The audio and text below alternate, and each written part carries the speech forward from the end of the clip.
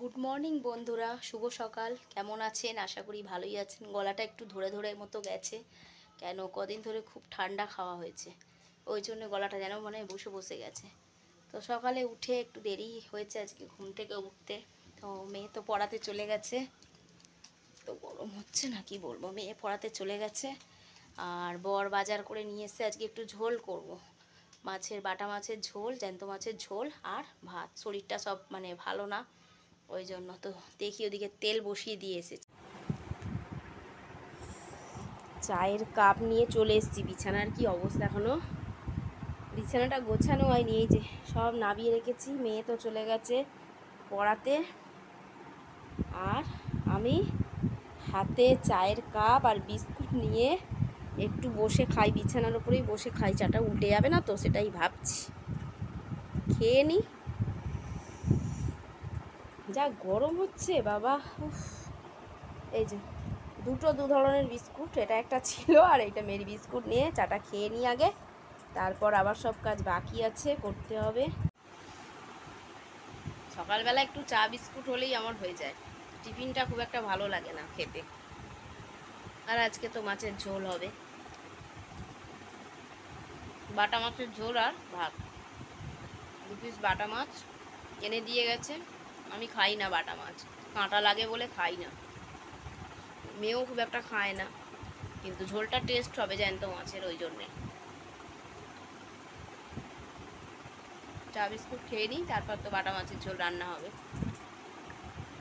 গরমে না ভালো লাগছে না, রোজ রোজ রিচ খাবার ভালো লাগছে না, মাঝে মধ্যে। আর আমার না ডেলি ঝোল ভাত দিলে আমার ডেলি ভালো লাগে খেতে, কিন্তু আমার বর আর আমার মেয়ে ডেলি, মেয়ে ঝোল ভাত খায় কিন্তু ডেলিটা খাবে না।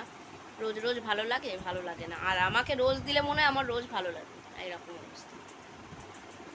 তো চা খেয়ে নিই, তারপর রান্নায় যাওয়া যাক, রান্নাটা সেরে নিই, তারপর বিছনার চাদর পাতবো, অনেক কাজ আছে সারাদিনে। মেঘলা মেঘলা হয়েছে, জামা কাপড় শুকোবে কিনা জানি না, কিরকম ওয়েদার হয়ে রয়েছে। জানলা দিয়ে এত হাওয়া আসছে, যার জন্যে এই যে তেল গরমও হয়ে গেছে। আর এই যে এখানে 2টো বাটা মাছ, যেহেতু আমি খাই না ওই জন্যে মেয়ে আর বাবা খাবে। আর একটু আদা বাড়িয়ে দেবো, গ্রেট করে রেখেছি। আর এখানে সবজি ঝিঙে পটল আলু সেদ্ধ করে রেখেছি।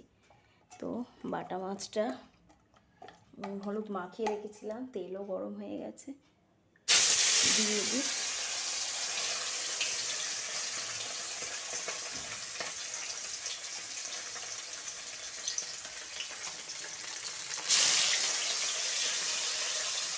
সবজি নেই,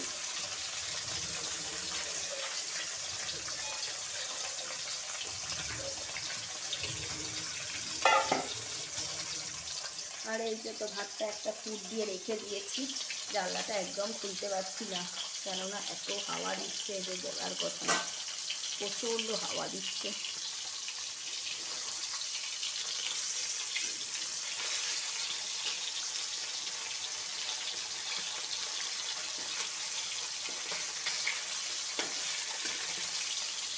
এটা কিরকম ডেকে মতো গেছে।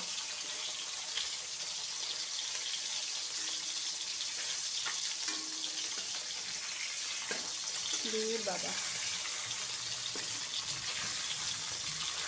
আমার এই মাছ এই জন্য ভালো লাগে না, কীরকম একটা বিরক্তি লাগে এই মাছ খেতে। বাবা যা খাচ্ছে। তো মাছগুলো হয়ে যাক, হয়ে গেলে তারপরে একটু আদা তেজপাতা দিয়ে দিয়ে একদম হালকা পাতলা জিরে গুঁড়ো দিয়ে ঝোল করবো। তো গরম হচ্ছে যে কি বলবো বাবা, দিকে লাইটটা জ্বালি। আর এখানে আমার মেয়ের তো কিছুদিন আগে, মানে মে মাসের একদম প্রথমে বার্থডে গেছিলো।